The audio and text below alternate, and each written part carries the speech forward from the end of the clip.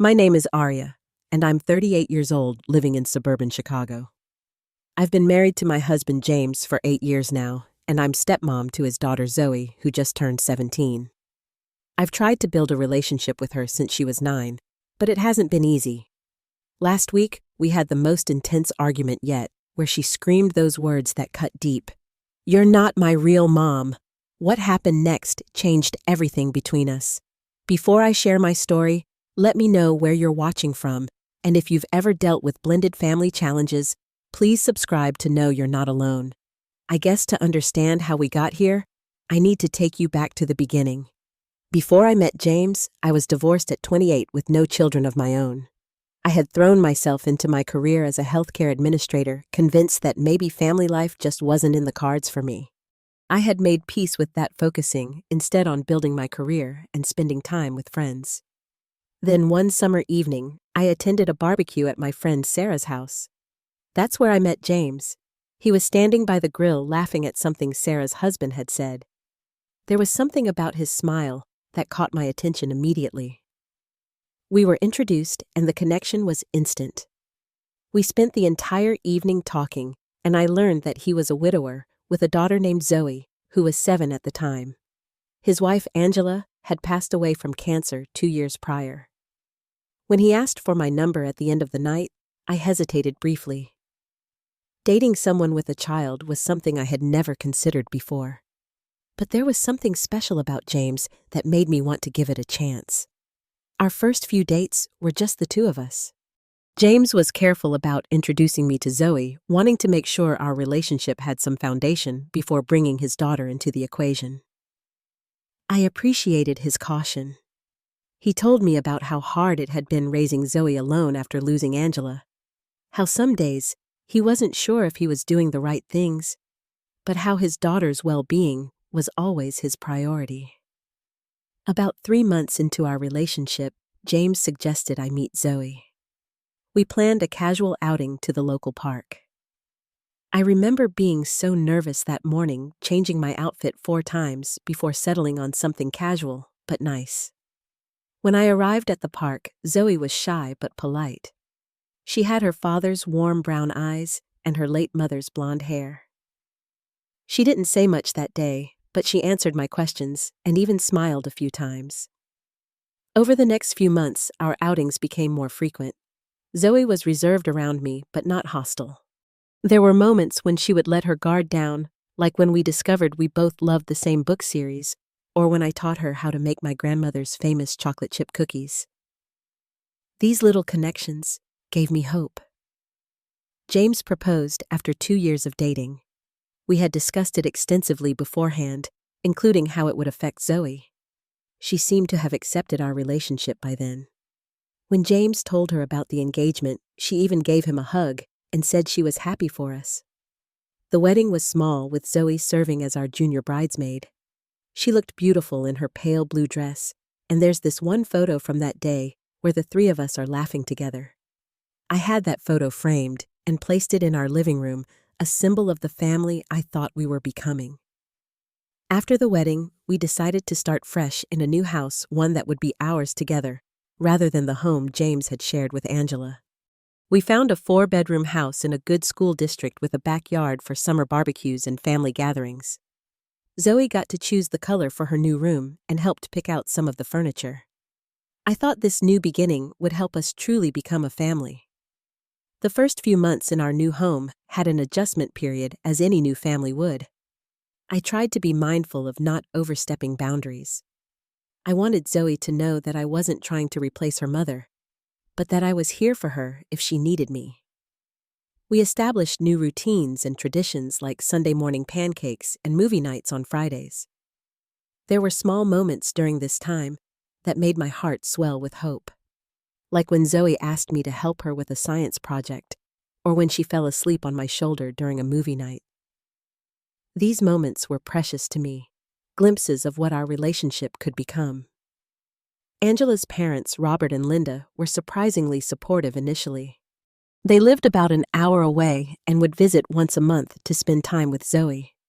They were polite to me, even bringing a housewarming gift when they first visited our new home. Linda hugged me and said, Angela would be happy that James found someone to care for them both. Those words meant the world to me. As we settled into our new life together, I allowed myself to hope that maybe, just maybe, we could build a strong, blended family. Zoe was young enough that perhaps she could accept me as a parental figure in her life, even if I could never replace her mother.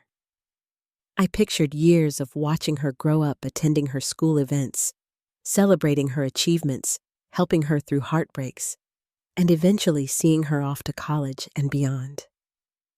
I imagined us growing closer as time passed, developing a relationship built on trust and mutual respect. Little did I know that the road ahead would be far rockier than I had anticipated. The early days of relative peace were just the calm before the storm. But in those first months together as a new family, hope bloomed like the flowers in our newly planted garden, and I believed that with patience and love, we would find our way together. The first real sign of trouble came around Zoe's 11th birthday. I had spent weeks planning the perfect party, asking her friends' parents about her favorite activities, ordering custom decorations with her favorite colors, and even taking a cake decorating class so I could make her birthday cake myself. The day of the party, everything was ready, but when Zoe came downstairs and saw all the decorations, her face fell. "My mom always made me a princess cake," she said, looking at the butterfly design I had so carefully created. "And we always had my party at the skating rink." My heart sank. James quickly stepped in, putting his arm around Zoe. "Honey, Aria worked really hard on this. Let's try something new this year." The party went on, but there was a tension that hadn't been there before. Later that night, I overheard Zoe talking to James, saying, "My real mom would have known what I wanted." It was the first time she had used that phrase, "my real mom," but it wouldn't be the last. Over the next year, it became increasingly common. "My real mom let me stay up until 10. My real mom never made me eat vegetables I don't like. My real mom would have understood." Each comparison was like a needle to my heart. I tried to connect with her through shared activities, signing us up for a painting class, suggesting we start a book club together, even offering to teach her how to bake. But she rejected each attempt, sometimes politely, sometimes not so politely. James, for his part, seemed reluctant to address the growing tension. He would gently remind Zoe to be respectful, but he never directly confronted her behavior. I began to realize that his avoidance of conflict was creating a dynamic where Zoe could push boundaries without real consequences.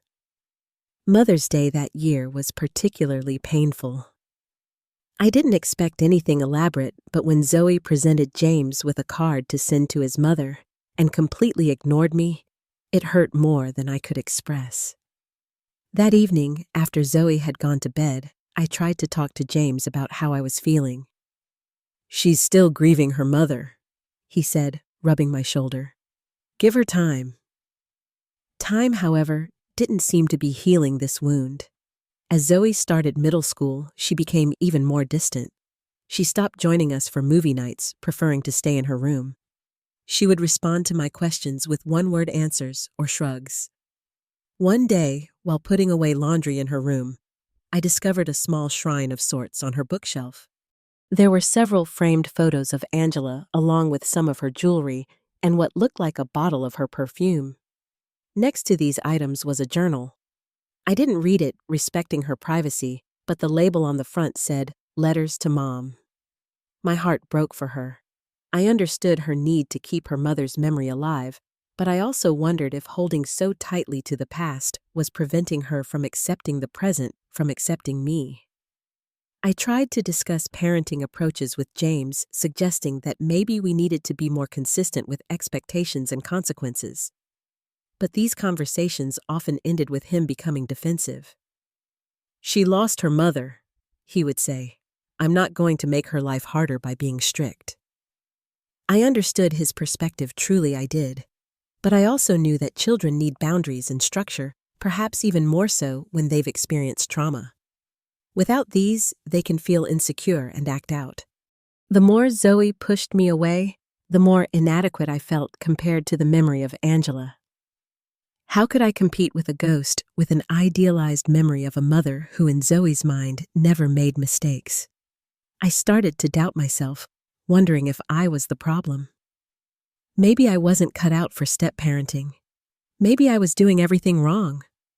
Desperate for help, I suggested family counseling. To my surprise, James agreed, and even more surprisingly so, did Zoe. For a few months, it seemed to help.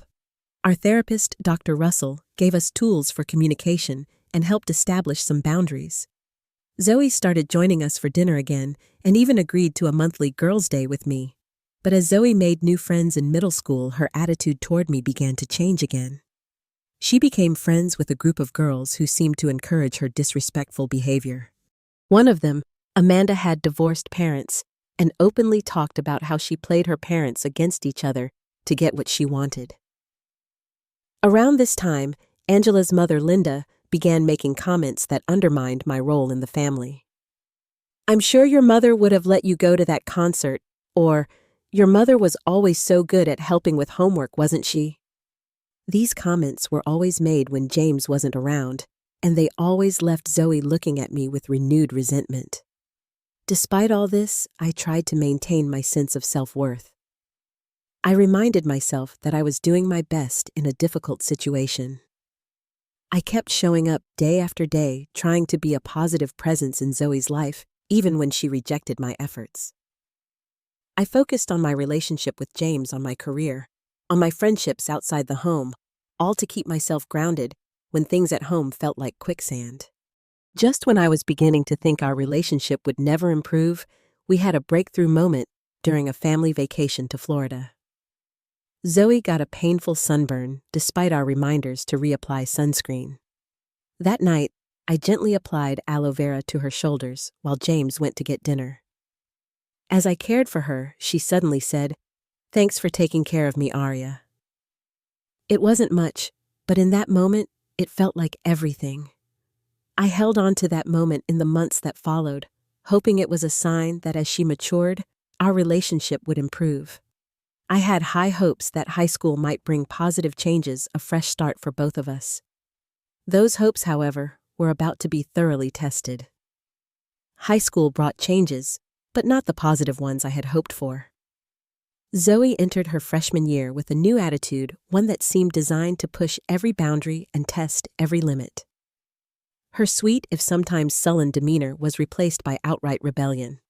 Much of this change seemed to coincide with her new friendship with Taylor, a junior who had a reputation for trouble. Taylor drove a car despite having had her license suspended, wore clothes that violated school dress code, and according to school gossip, was known for hosting parties when her parents were out of town.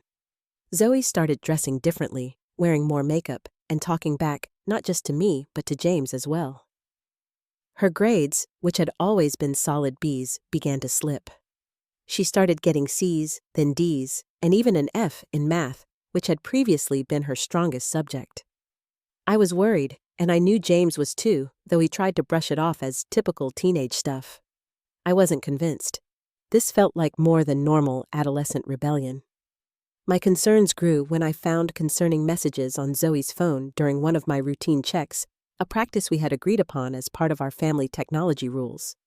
There were texts between Zoe and Taylor discussing a party where there would be alcohol and older boys. They were planning to lie about where they would be that Friday night. When I confronted Zoe about the messages, all hell broke loose. She screamed that I had no right to invade her privacy, that I was spying on her. When I tried to explain my concerns about her safety, she laughed in my face. "You don't care about my safety," she spat. "You just want to control me because you're jealous that I had a real mother who loved me." James, hearing the commotion, came into the room. Instead of backing me up, he focused on calming Zoe down. "Let's all take a breath," he said, placing himself physically between us. "Arya, maybe we should discuss this later." I couldn't believe he was undermining me in front of Zoe. We had agreed on the phone checking policy together, and now he was acting as if I had overstepped. This moment set a precedent that would continue to damage both my relationship with Zoe and my marriage. From then on, Zoe became increasingly disrespectful at home. She would roll her eyes when I spoke, ignore direct questions, and make snide comments under her breath.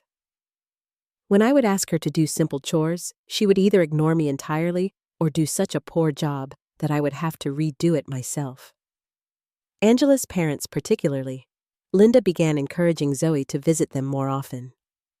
"You can always come stay with us if things are too stressful at home," Linda would say within my hearing. These weekends away became more frequent, and Zoe would return even more defiant. The lying continued. Zoe would tell us she was staying at a friend's house for a study group, but then I would discover later that she had been at a party. She claimed to be at Taylor's house when she was actually at the mall. Small lies, perhaps, but they eroded the trust between us. There were nights when Zoe missed her curfew, and I would stay up sick with worry while James dozed on the couch, assuring me before he fell asleep that she was fine just being a teenager.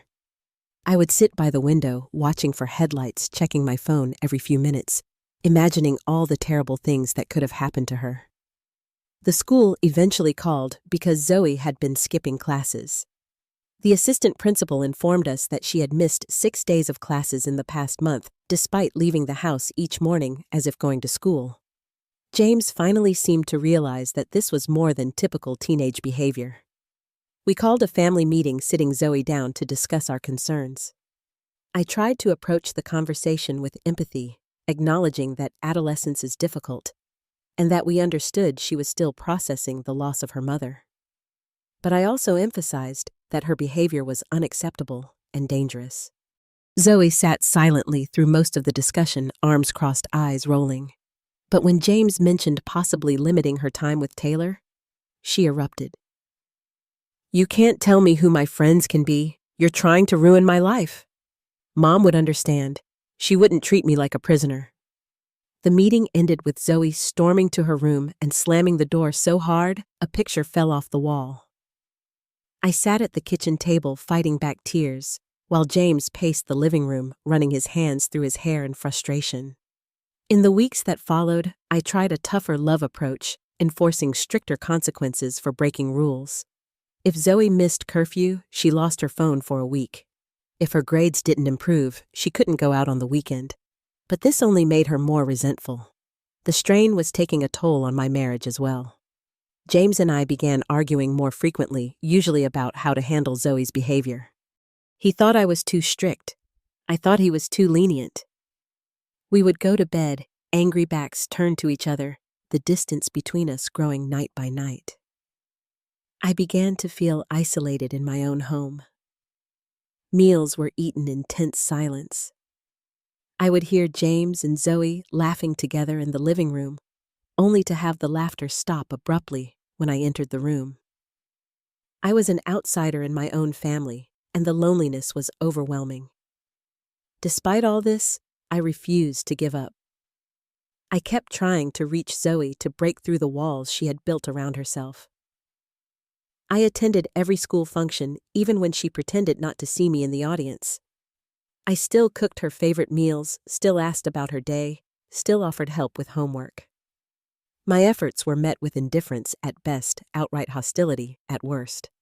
I tried to remind myself that this was a phase that all teenagers go through, rebellion, that someday she would mature and perhaps see that all I had ever wanted was to be there for her.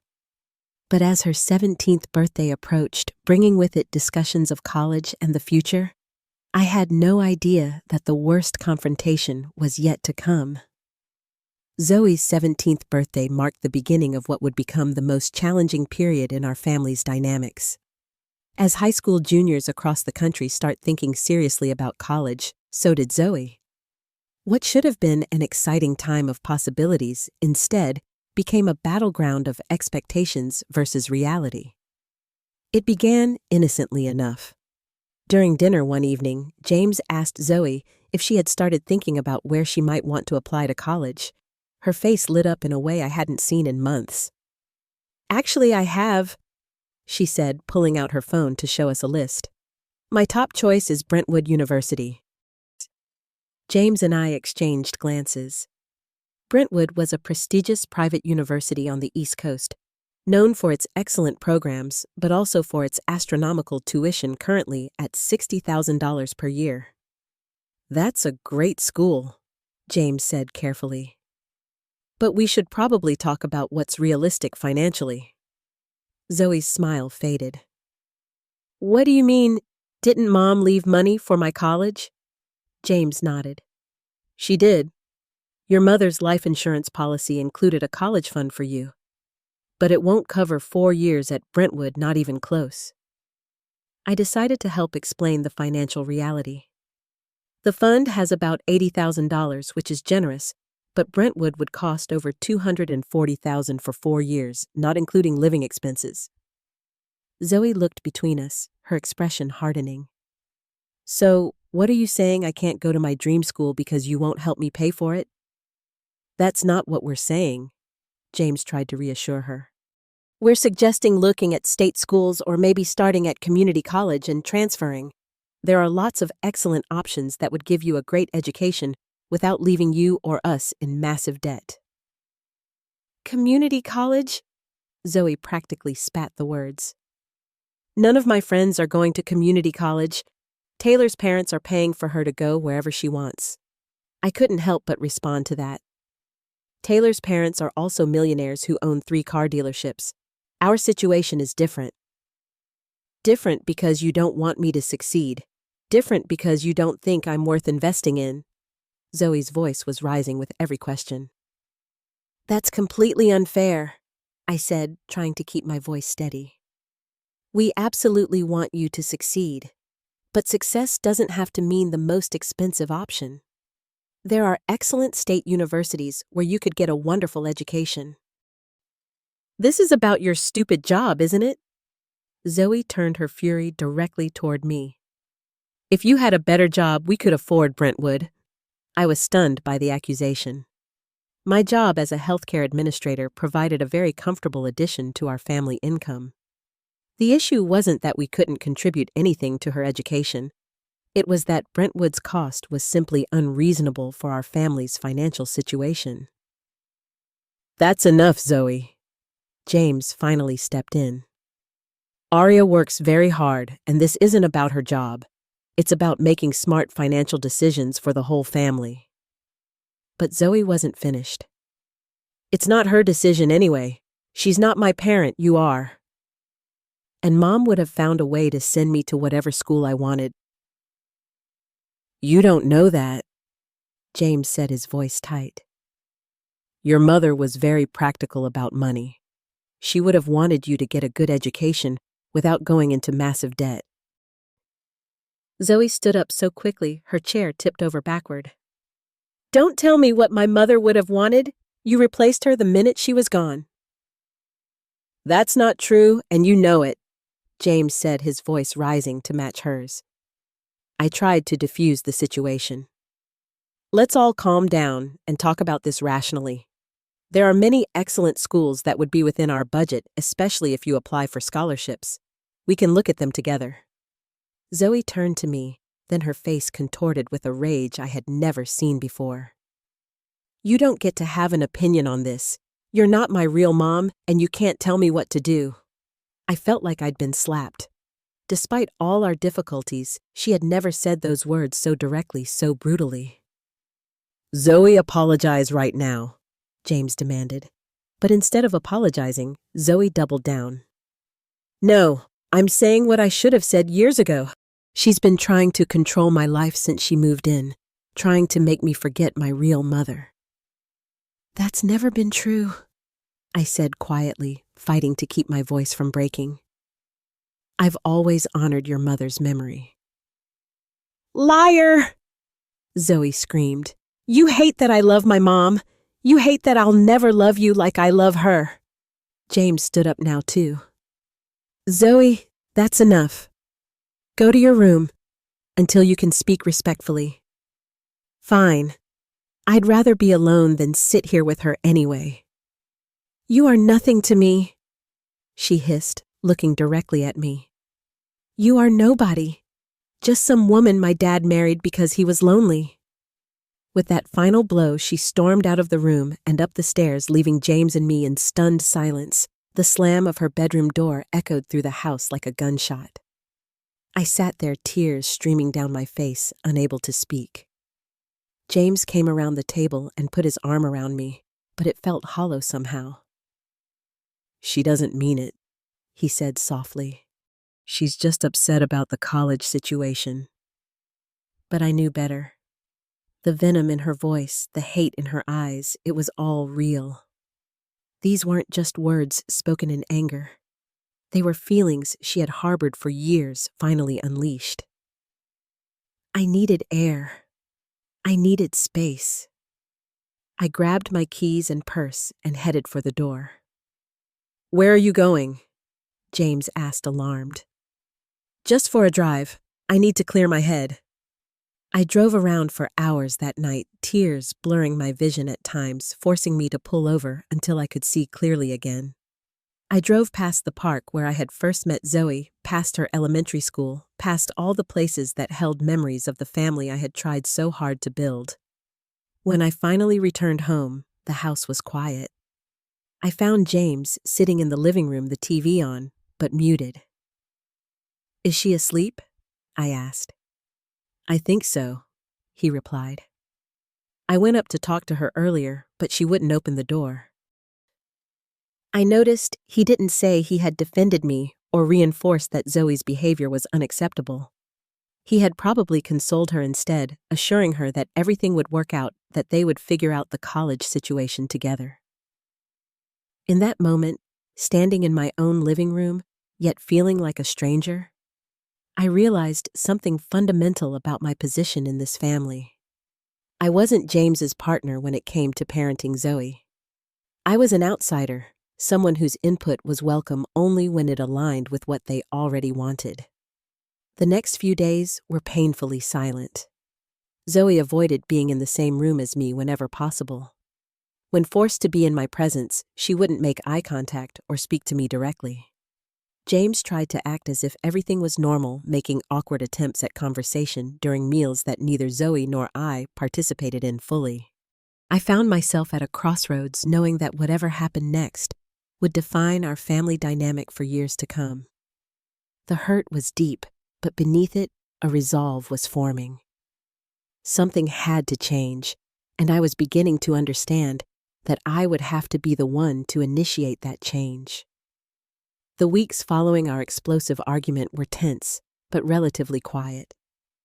Zoe maintained her silent treatment toward me, speaking only when absolutely necessary, and then with cold formality. James tried to mediate, but his efforts were half-hearted at best, as if he was afraid to truly address the underlying issues. Then the college acceptance letters started arriving. Zoe had applied to several schools, including Brentwood, 2 state universities, and one smaller private college that offered substantial merit scholarships. To no one's surprise, she was accepted to all of them. She was a good student when she applied herself, and her essay about losing her mother at a young age was undoubtedly compelling. The day the Brentwood acceptance arrived, Zoe was ecstatic. She burst into the house waving the letter, all her previous frostiness temporarily forgotten in her excitement. "I got in! I got into Brentwood!" she exclaimed, dancing around the kitchen, where James and I were preparing dinner. "That's wonderful, honey. I'm so proud of you." James gave her a huge hug, twirling her around. I offered my congratulations as well, genuinely happy for her achievement, while still concerned about the practicalities.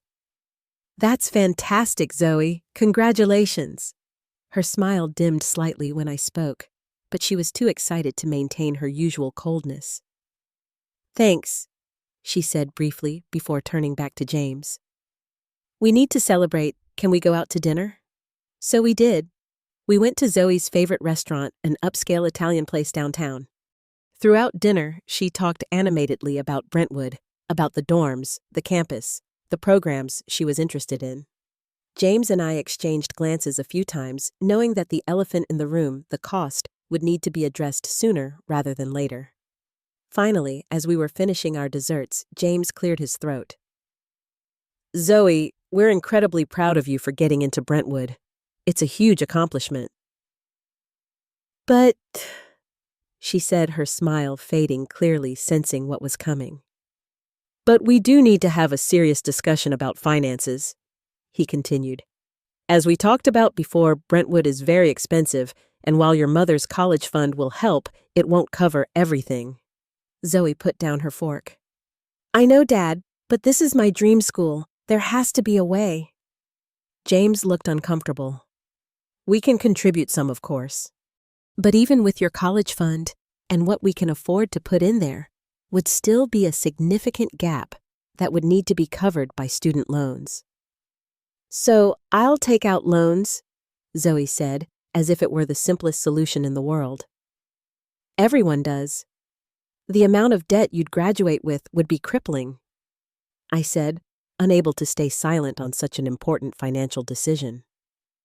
We're talking potentially 6 figures of debt by graduation. Zoe didn't even look at me as she responded. I wasn't asking you. James frowned.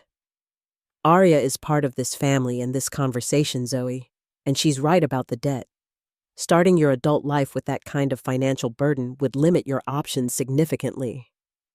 Zoe's eyes narrowed. So you're saying I can't go to Brentwood after all my hard work to get in? We're saying we need to consider all the options and make a decision that makes sense financially, James replied. Throughout this exchange, I had remained mostly quiet, letting James take the lead since Zoe was so resistant to hearing anything from me. But as the conversation continued in circles with Zoe becoming increasingly upset, and James clearly uncomfortable with being the bearer of bad news, I found myself reaching a decision point. For years, I had tried to be a parent to Zoe. I had attended parent-teacher conferences, helped with homework, enforced curfews, celebrated achievements, and comforted disappointments. I had done all the work of a parent without any of the recognition or respect. And just last month, Zoe had made it abundantly clear that she did not see me as her parent, that I was nothing to her. Well, if I wasn't her parent, then I certainly wasn't financially responsible for her education. I took a sip of my water, gathered my thoughts, and then spoke clearly and calmly. Let your real mother pay for your tuition. The table fell silent. Zoe stared at me, her mouth slightly open, shocked that I would reference her outburst so directly. James looked equally stunned. What did you say? Zoe finally managed to ask. You made it very clear last month that I'm not your mother, that I have no right to tell you what to do, that I am nothing to you. I said, my voice steady. I've respected that boundary by giving you space these past few weeks, but if I'm not your parent, then I'm also not financially responsible for your education. Aria, James began, but I held up my hand. No, James, this needs to be said. I turned back to Zoe. Your mother left you a college fund of $80,000. That's your real mother's contribution to your education, and it's generous. It will cover almost all of a 4-year degree at the state university, or about 1.5 years at Brentwood. Zoe's face was flushed with anger. So you're punishing me for what I said when I was angry. This isn't a punishment, I replied calmly. This is a natural consequence of the boundaries you've established in our relationship. You cannot simultaneously reject me as a parental figure and expect me to provide parental financial support. Dad? Zoe turned to James, clearly expecting him to contradict me. James looked torn. I could see him struggling with the desire to make his daughter happy and the recognition that what I was saying made sense. Zoe, Aria, and I share our finances, but we can discuss separating certain aspects if that's what needs to happen here. Are you serious right now? Zoe's voice rose. You're going to let her do this? She's not doing anything to you, James said firmly. She's setting a boundary just as you did when you said she wasn't your real mom. You can't have it both ways, honey. So what am I supposed to do? Zoe demanded, tears of frustration forming in her eyes. You have options, I said. You can go to the state university, which your mother's college fund would nearly cover. You could go to Lakeside College, which offered you that merit scholarship. Or you could go to Brentwood, but you'd need to figure out how to cover the difference, whether through additional scholarships, part-time work, or loans. This is so unfair. Zoe pushed her chair back from the table. All my friends' parents are helping them with college, and we're willing to help, James assured her. But we need to be realistic about what we can afford and what makes sense for your future. Zoe looked at me, real hatred in her eyes. This is all your fault. My real mom would have found a way. With that, she stormed out of the restaurant, leaving James and me to settle the bill and follow her to the car. The drive home was silent and tense. When we arrived, Zoe went straight to her room and slammed the door. Later that night, James came to find me in our bedroom. I was sitting on the edge of the bed, emotionally exhausted from the evening's confrontation. "Do you think we're doing the right thing?" he asked, sitting beside me. "I think we're teaching her an important lesson about actions and consequences," I replied, "and about financial responsibility." He nodded slowly. "I agree. It's just hard to see her so upset." "I know," I said, reaching for his hand. "But sometimes, the hardest lessons are the most important ones." In the days that followed, Zoe reached out to Angela's parents, hoping they might be able to help with the Brentwood tuition. They were sympathetic but unable to contribute significantly. Robert had retired early due to health issues, and their fixed income simply wouldn't allow for it. Zoe also began frantically applying for scholarships, but it was late in the game, and many deadlines had already passed. She was awarded a few small ones, but nothing that would make a significant dent in the Brentwood costs. As the deposit deadline approached, the reality of the situation began to sink in. Brentwood required a non-refundable deposit of $2,000 to secure her spot due in just 2 weeks. It was a moment of truth, a concrete decision point that couldn't be avoided or postponed. And for the first time, I saw Zoe truly grappling with the consequences of her actions and words. The deadline for the Brentwood deposit loomed large in our household. Zoe spent most of her time in her room, emerging only for meals and school. When she was present, the atmosphere was thick with tension. I could see her internal struggle playing out across her face, a mix of anger, resentment, and dawning realization that her dream school might slip through her fingers. One evening, I was in the kitchen preparing dinner when I heard Zoe on the phone in her room, her voice carrying through the heating vent. She was talking to her friend, clearly distressed. "I don't know what to do, Marissa," she said, her voice cracking. "The deposit is due next week, and I'm still $20,000 short for the first year alone, even with all the scholarships I got. And that doesn't even count the next 3 years. There was a pause as she listened to her friend's response. "No, my grandparents can't help. They're on a fixed income." Another pause. "Dad says he'll help some, but not enough. And Aria, my stepmom, she basically said she won't contribute anything because I said she wasn't my real mom during a fight." Hearing her characterize our conversation this way stirred a mix of emotions in me. On one hand, it was a simplification of what had happened. On the other hand, she wasn't entirely wrong. I had drawn a line based on the boundaries she herself had established. "The thing is," Zoe continued, her voice dropping so low I had to strain to hear, "I know I was awful to her. I said some really horrible things, but I was just so angry about everything, and now I might lose my spot at my dream school because of it." There was a long silence, and I assumed Marissa was speaking.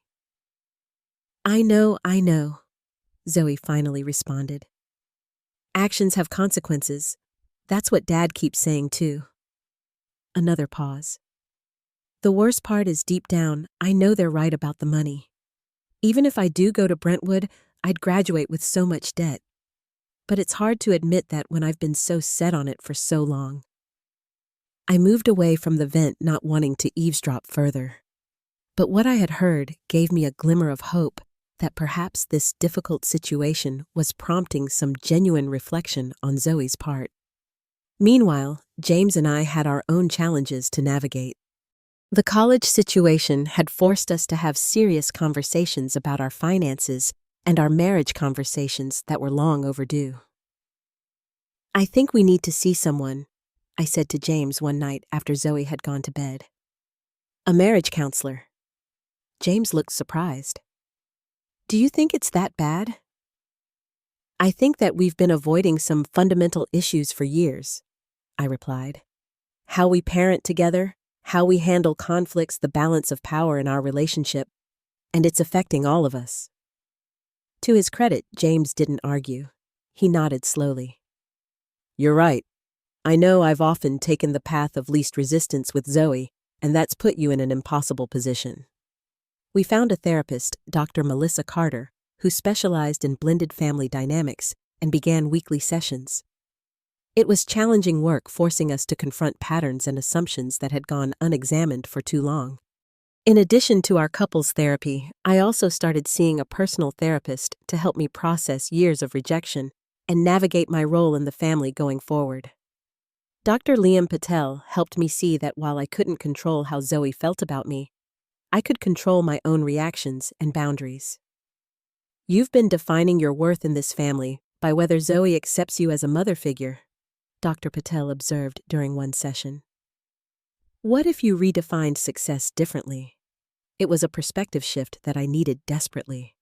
What if success wasn't Zoe seeing me as a mother, but rather building a relationship, whatever that might look like, based on mutual respect? Meanwhile, Zoe was experiencing her own shift in perspective. As the reality of college finances sank in, she began to seriously consider her other options. She revisited Lakeside College, the smaller private school that had offered her a substantial scholarship. She scheduled a campus visit and returned surprisingly enthusiastic. "They have an amazing psychology program," she told James over dinner, the most animated I'd seen her in weeks. "And the campus is beautiful. Plus, with the scholarship they offered, Mom's college fund would cover almost everything." I noticed her careful wording, her acknowledgement that her mother's fund was making this possible without the accusatory tone she had used before. A few days later, an unexpected moment of connection occurred. I was in the home office working on some papers when Zoe appeared in the doorway. "Can I talk to you for a minute?" she asked, her voice uncharacteristically hesitant. "Of course," I said, trying not to show my surprise. "Come in." She sat in the chair opposite me, fidgeting with the hem of her shirt. "I've been thinking a lot about college and about everything that's happened." I nodded, giving her space to continue. "I've decided to go to Lakeside," she said. "It's actually a better fit for what I want to study, and with the scholarship and Mom's fund, it's affordable." "That sounds like a wise decision," I said carefully. "I think you'll get an excellent education there." She nodded, then took a deep breath. "I also wanted to say that I understand why you won't help with Brentwood. I said some really terrible things to you, and this is the consequence." I was momentarily speechless. This was perhaps the most mature thing I'd ever heard her say. "Thank you for acknowledging that," I finally responded. "For what it's worth, this isn't about punishing you. It's about being realistic about our finances and about respecting the boundaries that exist in our relationship." "I know," she said quietly. "Dad and I have been talking about it a lot, and I've been talking to my therapist too." I didn't even know she had started seeing a therapist, but I was glad to hear it. "I'm not ready to call you Mom," she continued, looking down at her hands. "I don't know if I ever will be, but I shouldn't have said you were nothing. That wasn't true, and it wasn't fair." I felt a lump forming in my throat. "Thank you for saying that, Zoe. It means a lot." She nodded and stood up. "That's all I wanted to say." As she turned to leave, I called after her. "Zoe, I'm proud of you for making a thoughtful decision about college, and for this conversation." She gave me a small, tentative smile, the first genuine one I'd seen directed at me in months, maybe years. It wasn't forgiveness, and it certainly wasn't love, but it was something. A tiny step toward mutual respect. The following week, Angela's parents asked to meet with James and me. I was apprehensive given Linda's history of undermining me, but agreed to the meeting. To my surprise, it was productive. "We've been talking with Zoe," Robert said, "and we realized that we may have contributed to some of the tension in your home. We never meant to make your role more difficult, Arya." "We just missed Angela so much," Linda added, her eyes filling with tears. "And Zoe is so much like her." Sometimes it was easy to forget that Angela would have wanted Zoe to move forward to accept the new family dynamics. We talked openly about how we could all support Zoe without creating conflicts or divided loyalties. It was the first time I felt like we were all on the same team, all wanting what was best for Zoe, rather than competing for her affection or loyalty. As the school year wound down and graduation approached, there was a new atmosphere in our house. Not perfect, not even close, but different. The tension had eased somewhat. James was making more effort to support me when Zoe pushed boundaries.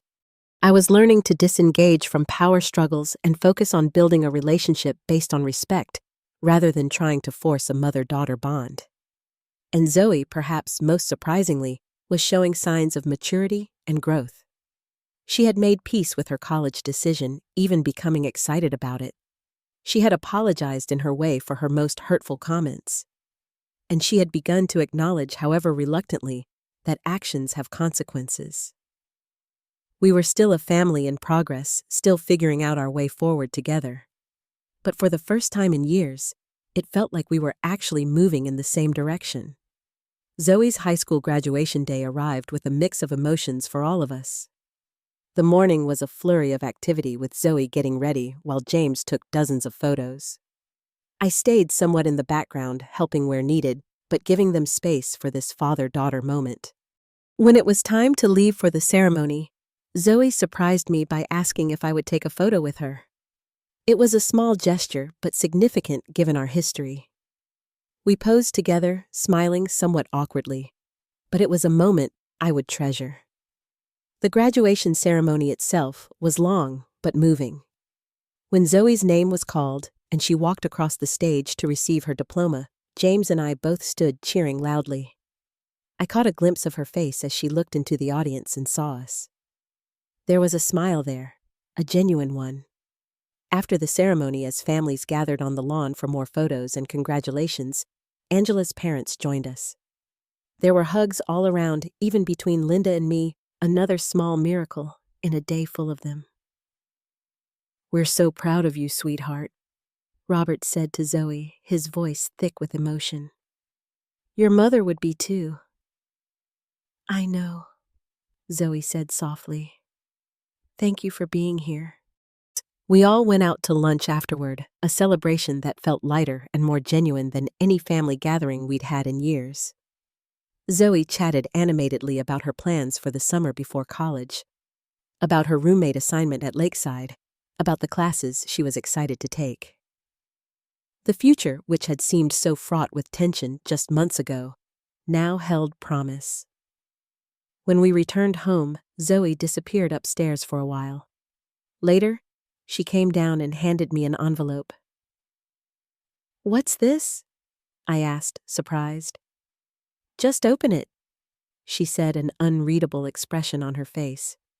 Inside was a thank you card. The front had a simple floral design, and inside, Zoe had written a note, "Arya. Thank you for being at my graduation today. And thank you for being part of my life these past 8 years, even when I made it difficult. I'm sorry for the things I said. You didn't deserve that. I hope we can start fresh as I go to college. Zoe." I looked up at her, tears filling my eyes. "Thank you, Zoe. This means so much to me."